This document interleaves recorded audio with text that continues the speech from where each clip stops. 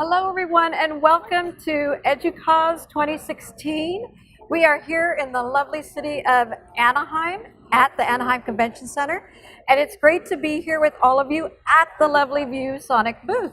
My name is Lisa Dabbs, and I am an adjunct professor at the University of La Verne, as well as an author, blogger, speaker, and educational consultant. And I'm here today, I'm very honored to be here, to talk about some things that are really important to me in the area of higher education. But I'm also excited to be able to share those utilizing the beautiful interactive tech device that ViewSonic creates, just one of many beautiful products that ViewSonic has. So let's talk a little bit about things that are important to us in higher education as an adjunct professor, but let's also think about ways that we can improve the way that we interact with our students in higher ed, and the idea of using this beautiful interactive teaching tool in that process. So I love social media. I'm very active in social media. And one of the things that I want to talk about just a little bit today is using social media as a way to step outside of your LMS box as a higher ed instructor. So in my work with the University of La Verne, I use Blackboard. And I'm sorry, Blackboard, but I'm not a big fan. But in order to support the way that I use Blackboard, I move beyond it and actually incorporate some social media pieces with my students. So let's talk a little bit about that. So how are you using your LMS? There's a ton of features in many of our LMS tools. In particular in Blackboard, there's many features. Many features like texting that I don't use simply because I don't find them to be as easy to use as, say, a different kind of texting application. So I might be a professor that's stuck in a box, stuck in the LMS box. But instead of doing that, what I find is that bringing in a few simple applications and using those with my students, I can meet them where they are, because I really believe that as a higher ed instructor, I need to recraft my teaching. I was a principal, so I'm very comfortable with K-12. And I really work to adopt some of the principles that I used in K-12 in my higher ed work. So let's look at a few things that we can do to incorporate K-12 and social media. So one of the things that I would challenge my colleagues in higher ed is, are you still here or are you there? Now, some of you may remember that your fathers carried around one of these huge video cameras on his shoulder. I remember that very clearly. But that's not where we are now. We now have the power of video, social media, interaction, speaking, and doing so many things with the simple tool that is our smartphone. So what are you using as a higher ed instructor to further your work? How are you using it? And are you happy with what you're using? Oops, let's go back. So one of the things that we talk about a lot in K-12 is the utilization of the 4 C's. The 4 C's are communication, collaboration, critical thinking, and creativity. How can we use the 4 C's in higher education, bring social media into that work, and have it be really engaging for our students? We want our students to share their thoughts. We want to be able to have questions, ideas, and solutions, and we want to work together to solve problems. When my students come to me and they say, oh, Professor Dabbs, I'm so concerned about this, I tell them, don't worry, there is a solution for every problem.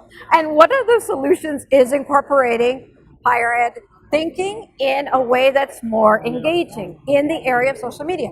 But let's look for a minute at the 4 C's. So if we look at the latest research on utilizing the 4 C's in higher ed,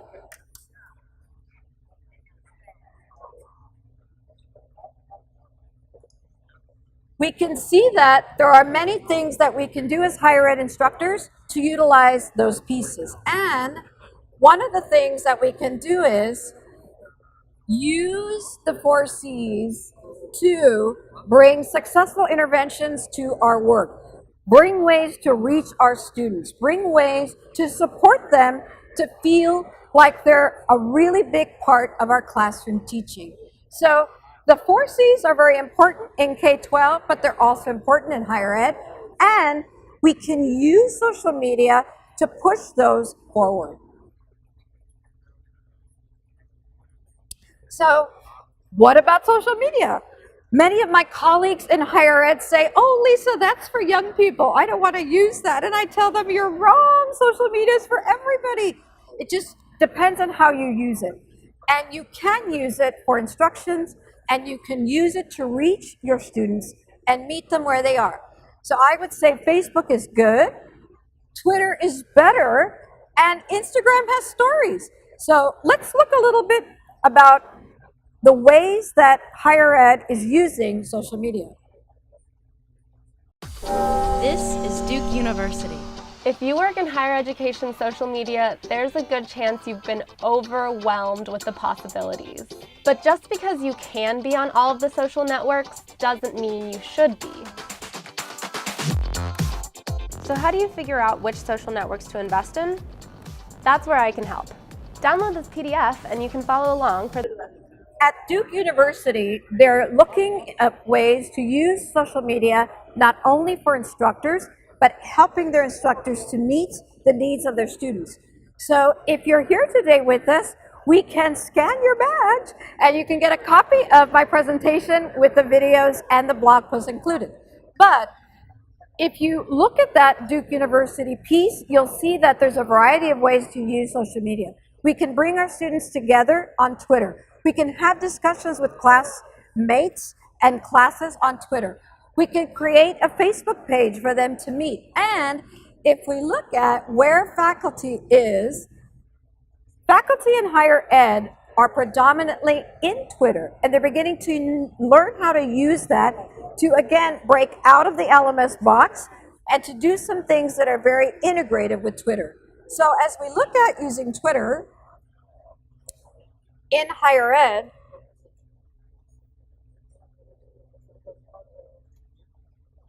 we want to be able to say just one thing. You've got to use it to make a difference. You've got to be able to create a Twitter account and use it to connect not only with your students, but to connect with other professors, other folks in research that are on Twitter, that are sharing great posts, sharing great resources, and sharing things that will help you to connect and make your classroom a much more vibrant place. So, sharing with peers, our own peers, having students begin to share with their peers, and communicating with each other is a great place to start, and that place to start, I would say, would be Twitter. So, in order to reach our younger demographic, I'm going to say this again, we need to meet them where they are. And if we're not doing that, we are really doing a disservice to ourselves as professors and instructors. So the last thing I would say to you is we need to learn how to shift from the LMS. We need to move beyond just emailing our students. And we need to take a little bit of a risk and add the element of social media, jump on Twitter, and here is a great hashtag to follow. Prof Chat. Prof Chat occurs on Monday afternoons here in the United States, and you can gather with other professors of higher ed to discuss activities, to discuss learning, to discuss resources that are occurring all over the country and around the world in the area of higher ed needs, not only for ourselves as professors, but for our students. So I really encourage you to step out of the LMS box, think about joining and starting with one social media tool like Twitter and seeing how it can develop your teaching. I want to thank you so much for being here today. And as you can see, I love social media. So if you're on Twitter, I would love to connect with you. And that's my handle. If you're on Instagram, I would love for you to join me there. Or on Periscope if you're brave, like I'm starting to be on social media. Thank you so much for joining us today. And if you remember to get your badge scanned, you'll get a copy of all my presentations, and you'll get a copy of all the links, the videos, and the blog posts that go along with the presentations. Thank you so much for being here with us today.